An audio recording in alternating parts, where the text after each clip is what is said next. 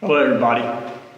Today I'd like to share with you some thoughts that more or less bubbled up out of some of the reading I did this morning. One of the things I read is morning prayer, and contained in the lectionary for today was a selection from Galatians. Now, in Galatians, Paul is talking to the church he founded in Galatia, and there's something of a significant conflict between Paul and the Galatians at this point. The letter takes on a very sharp edge to it. At one point, Paul writes this to the Galatians. He says, "But you welcomed me as an angel of God, as Christ Jesus. What has become of the goodwill you felt? For I testify that, had it been possible, you would have torn out your eyes and given them to me. Have I now become your enemy by telling you the truth? My little children, for whom I am again in pain of childbirth until Christ is formed in you, I wish I were present with you now and could change my tone, for I am perplexed about you." There's a whole lot behind this conflict between Paul and the Galatians, but that's not the point for me today. The point is that there is conflict there. And let's face it, conflict is a part of our lives, isn't it? Conflict with our enemies, conflict even with our friends and family. It's inevitable in life, and it always results in a lot of tension. Later today, I read these words by Thomas Merton. Now, Merton was a monk who was born in France, but he spent most of his career in the United States. He lived from 1915 to 1968. Here's what Merton wrote about the subject of conflict. He says, "Do not be too quick to assume your enemy is a savage just because he is your enemy.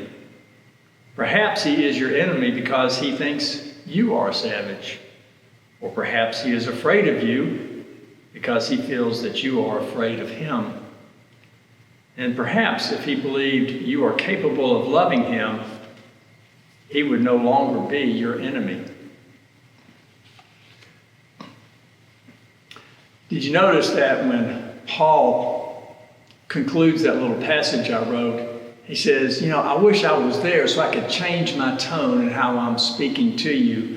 I think that even as Paul was writing, he was getting to something like what Merton is talking about. This recognition that while conflict is a part of our lives, we don't need to judge people, make judgments about the character of people just out of the fact that there is conflict. I think this relates to you and me in today's world because tensions in this world do seem to be rising locally, nationally, and internationally. And I think you and I would do well, like Paul said he was going to do, to begin to try to take on the attitude that Merton recommends. To realize, in other words, that our enemy or those who disagree with us, well, it doesn't necessarily make them bad people. It means they have a different view. But they are still, as you and I, they are still God's beloved people, God's beloved children. If we can look at our enemies, if we can look at those with whom we disagree, family and friends, in the moments of those disagreements, recognizing that this person is still God's beloved child, well, that's going to produce the tension in our conflicts, I think. It's going to lead to happier lives for you and me, and for those with whom we're in conflict. Now, I want to tell you something. I have great difficulty doing this.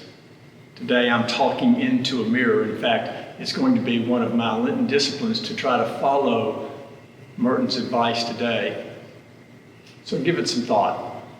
In the meantime, I hope to see you this Sunday. Goodbye.